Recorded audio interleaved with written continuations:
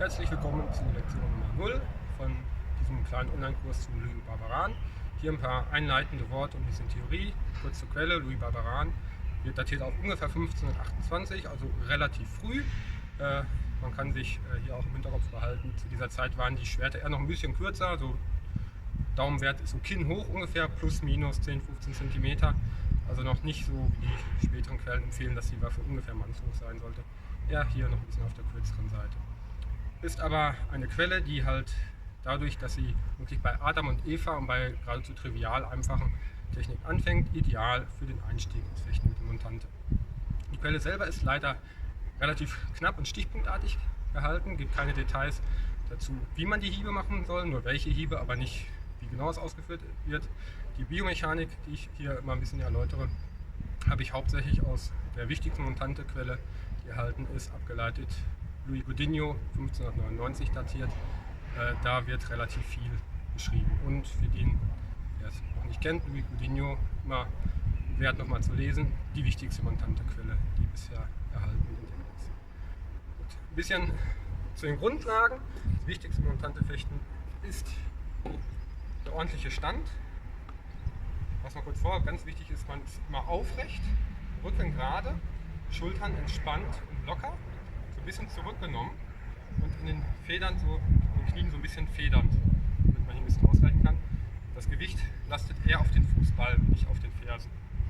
Warum? Hat mehrere Gründe, so ist man schön entspannt und kann schön aus der Hüftdrehung Kraft mitnehmen. Wir müssen ja besonders kraftschonend arbeiten, deswegen versuchen wir hier immer aus dem Körperkern zu arbeiten und wenig die Arme und Schultern zu belasten. Typische Fehler wären hier, was vor allem passiert, wenn man anfängt ein bisschen erschöpft zu werden oder angespannt oder nervös ist, zieht man die Schulter ein bisschen hoch, so vor oder rollt sich vielleicht auch ein, dann steht man irgendwo so und dann kann man auch nicht mehr so gut arbeiten, als wenn man halt so schön aufrecht ist und hier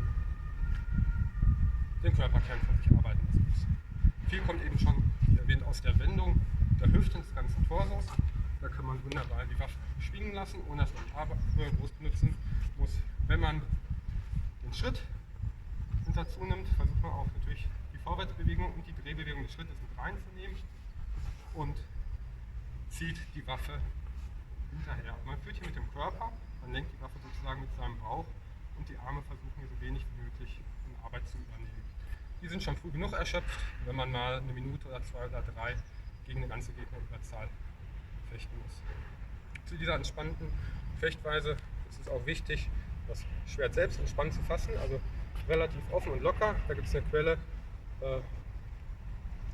von 1675, die beschreibt das sehr schön, Miguel Perez de Mendoza, dass die Führhand, die am Kreuz liegt, sehr offen sein soll und der Daumen nicht über den Finger liegen soll.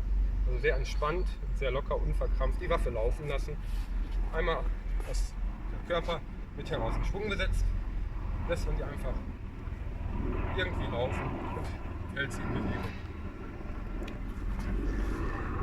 Dann sollte das Montante-Fechten auch relativ entspannt vonstatten gehen können.